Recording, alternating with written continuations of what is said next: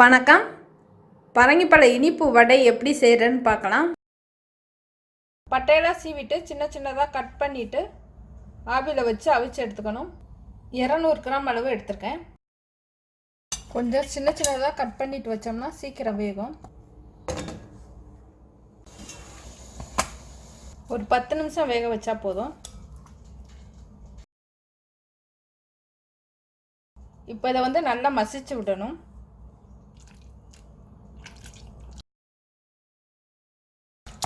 இப்போ நல்லா மசியல் பண்ணியாச்சு. அரிசி மாவு 100 கிராம் அளவு சேர்க்குறேன், அரை கப். இனிப்புக்கு தேவையான அளவு ப்ரௌன் சுகர் சேர்க்குறேன், ஒரு 80 கிராம் அளவு சேர்த்தா போதும். இப்போ இது எல்லாத்தையும் நல்லா கலந்து விடணும். வாசத்துக்கு ஏலக்காய் தூள் வேணால் சேர்த்துக்கலாம். ஏலக்காய் தூள் கொஞ்சம் நல்லா கலந்து விடணும். கெட்டியாக கலக்கணும், ரொம்ப தண்ணியாக இருக்கக்கூடாது. காயில் தண்ணி அதிகமாக இருந்ததுன்னா மாவு தண்ணியாயிடும். மாவு ரொம்ப இலக்கமாக இருந்ததுன்னா கொஞ்சமாக அரிசி மாவு சேர்த்து கலந்துக்கலாம். காயில் உள்ள அந்த சூட்டில் அந்த மாவு சேர்த்து கலந்துக்கிறேன். கொஞ்சமான இனிப்பு சேர்த்தா போதும், ஏன்னா பரங்கிப்பழம் இனிப்பாக இருக்கும். கொஞ்சம் இலக்கமாக இருக்கனால கொஞ்சம் அரிசி மாவு சேர்த்துக்கிறேன். இந்த பதத்துக்கு இருக்கணும். இது சின்ன சின்னதாக வடைக்கு மாதிரி தட்டி எடுத்துக்கலாம், இல்லைன்னா உருண்டையாகவும் உருட்டி எடுத்துக்கலாம். நெய்யாவது தண்ணியாவது தட்டுக்கிட்டு உருட்டி எடுக்கணும்.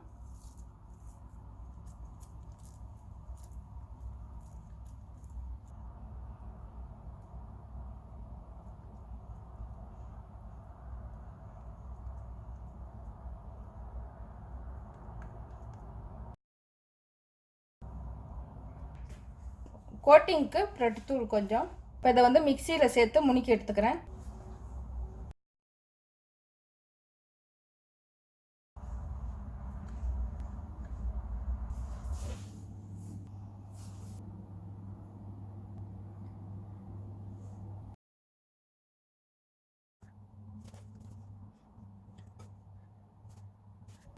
இந்த மாதிரி பரட்டி எடுத்தும் செய்யலாம், அப்படியேவும் செய்யலாம்.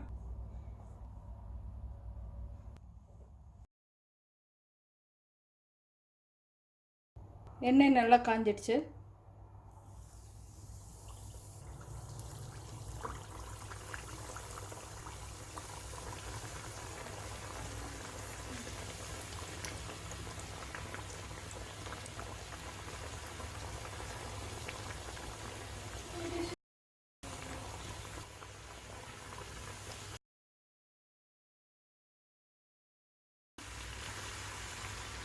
அது மாதிரி பூரி மாதிரி உப்பி வரும்.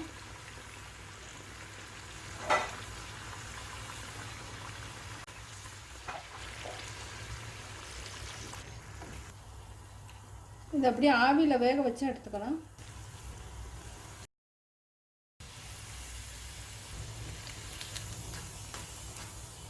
பரங்கிப்பழ இனிப்பு வடை ரெடி ஆயிடுச்சு.